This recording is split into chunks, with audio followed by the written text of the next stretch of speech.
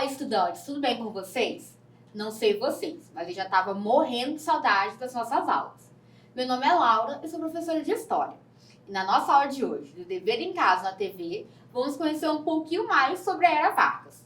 Mas antes, não se esqueçam de marcar sua presença na nossa aula. Basta apontar a câmera do seu celular para o QR Code que está aparecendo aqui na tela. Para que vocês possam se organizar, essa é uma aula do 8º e 9º ano da EJA, a Educação de Jovens e Adultos. O eixo temático é ética e cidadania.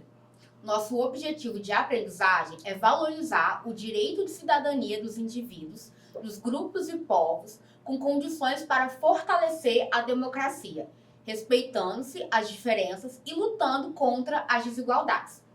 Já o objetivo da nossa aula é compreender o período da Era Vargas através de seus principais acontecimentos políticos, econômicos e sociais. Nossa aula de hoje começa no Brasil República, lá em 1930. Desde que a República havia sido proclamada, em 1889, começou a famosa política do café com leite. Essa política funcionava da seguinte maneira: era um acordo informal entre São Paulo e Minas Gerais, pois eram os estados que possuíam o maior colégio eleitoral do país, isso é, o maior número de eleitores por estado. Nesse acordo, os estados iriam se juntar para eleger um presidente à sua escolha. E assim foi feito. A cadeira da presidência passou a ser ocupada por paulistas e mineiros revezando no poder. Mas como nem tudo são mil maravilhas, os outros estados do Brasil não gostaram nadinha disso, pois acabaram sendo excluídos do jogo político. Nas eleições de 1922, as coisas começaram a mudar, pois o Rio Grande do Sul lançou um candidato para disputar contra a chapa de São Paulo e Minas Gerais. Mas não foram nem nas eleições de 1922, nem na de 1926, que a chapa do café com leite seria derrotada.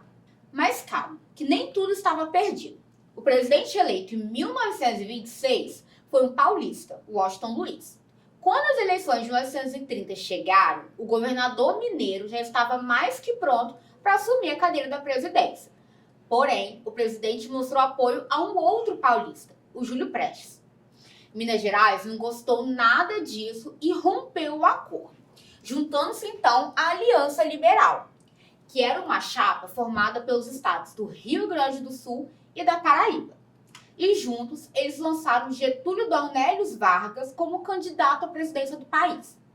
Mas como tudo nesse país, as eleições de 1930 prometeram e entregaram muitas reviravoltas. Teve difamação e até assassinato.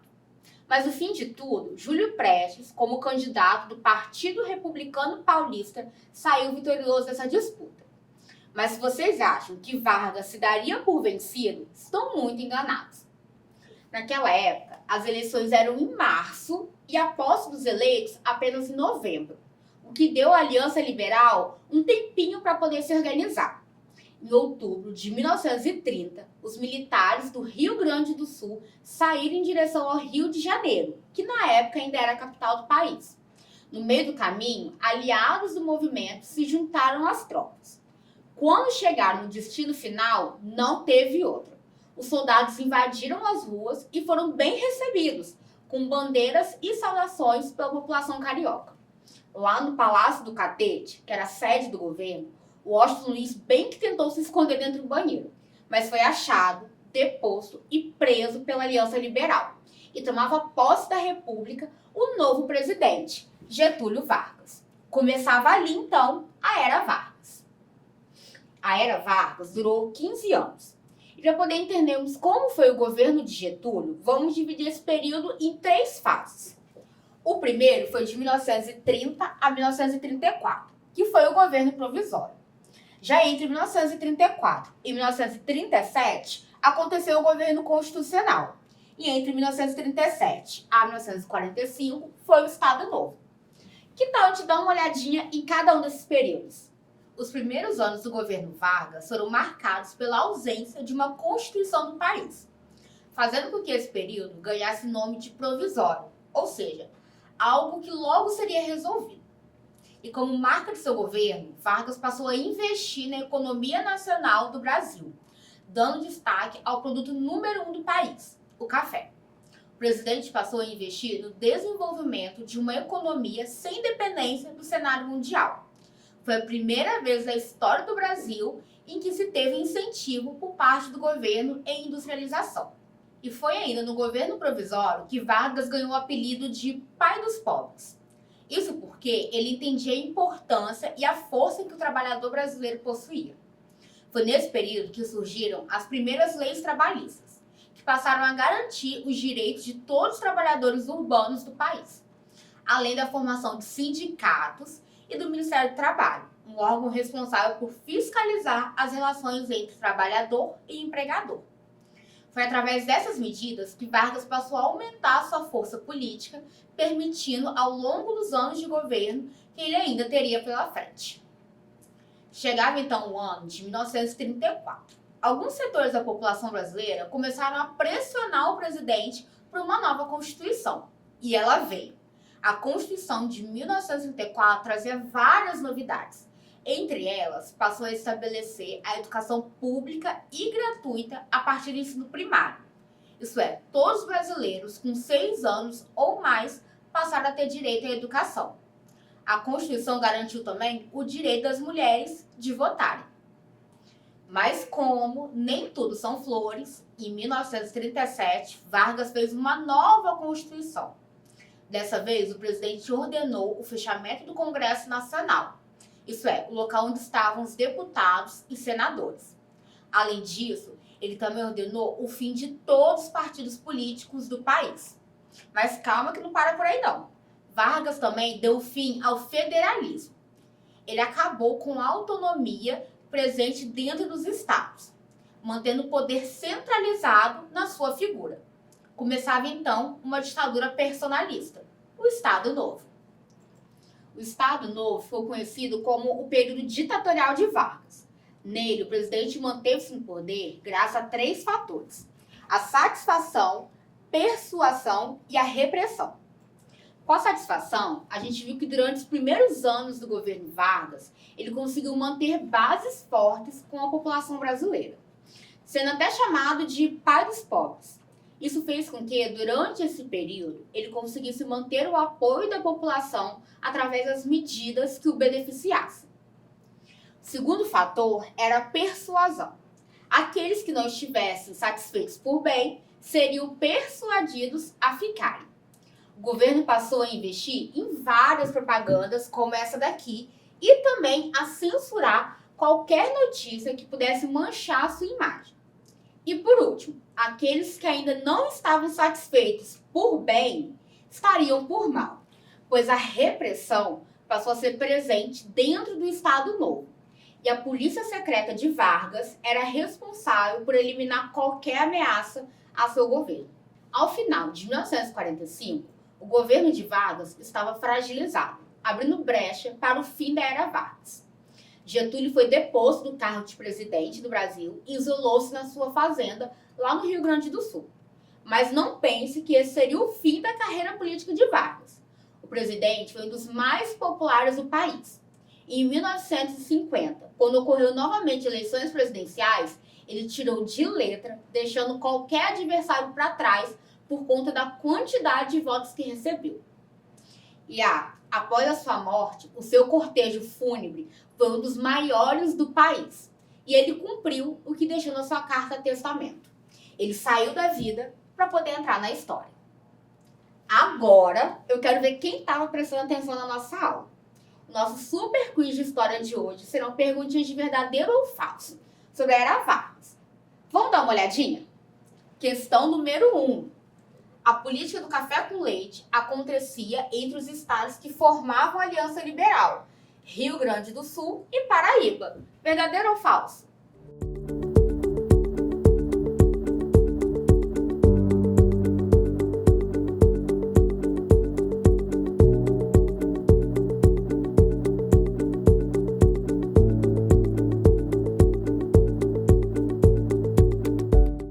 Falso, né, gente? Na verdade, a política do café com leite acontecia entre os estados de São Paulo e Minas Gerais.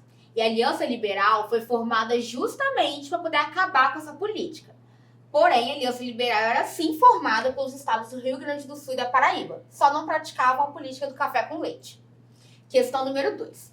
Getúlio Vargas ganhou as eleições de 1930 e assumiu a presidência da República no mesmo ano. Verdadeiro ou falso?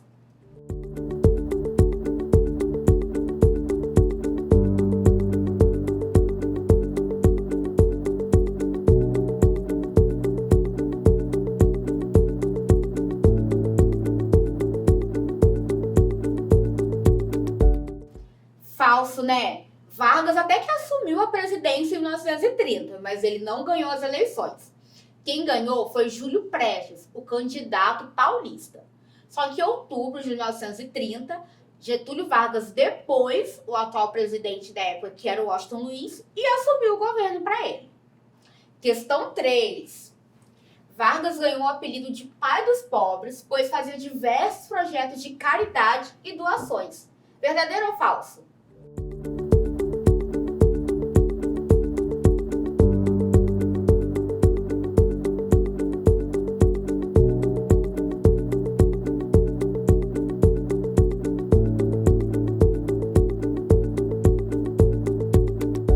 Falso, né? Ele ganhou esse apelido por conta das políticas públicas que implementou durante seus governos que eram voltados para os trabalhadores.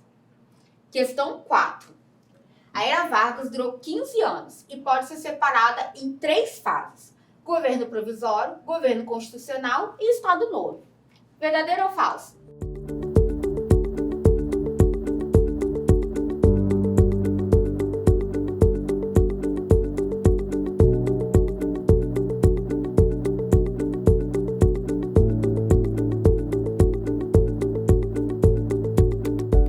Verdadeiro.